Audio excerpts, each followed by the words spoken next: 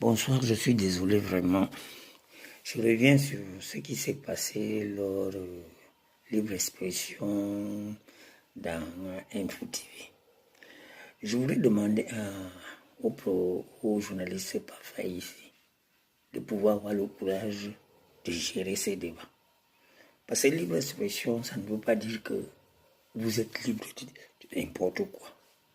C'est lui le modérateur de ces débats.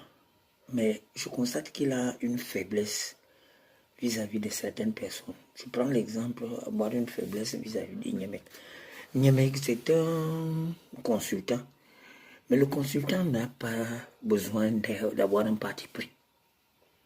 Le consultant doit être assez neutre. Mais quand on l'appelle consultant, Niemek montre tout sa position d'opposant du régime en place, et pourtant c'est un journaliste. Le journaliste n'est pas appelé à être un opposant, mais de donner les informations telles qu'elles sont. Quand je regarde ce que Niemek, de temps en temps, je comprends, c'est quelqu'un que j'apprécie, mais de temps en temps, je constate que c'est quelqu'un qui est vraiment, je peux dire, il n'est pas juste. Les gens qui le traitent de juste, il n'est pas juste. Parce que, prenons l'exemple du débat de dimanche hier.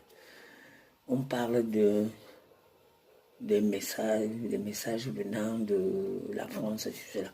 Et ce qui est encore un peu plus, ce qui discrédite même des gens Info TV, c'est qu'ils prennent plus les ragots qui viennent dans des réseaux sociaux. C'est quand il s'agit des trucs comme ça qu'on voit que... Mais quand il s'agit maintenant qu'on attaque le journaliste parfois ici aux réseaux sociaux, c'est là où il dit je ne regarde pas les réseaux sociaux. Mais on constate que certains débats qui se font en info prennent leur base, leur source d'information sur les réseaux sociaux. Et on sait ce que les réseaux sociaux sont. Et regardez ce qui se passe. Et quand il faut modérer, être modérateur, c'est que quand tu donnes la parole à l'autre, je remarque toujours ça.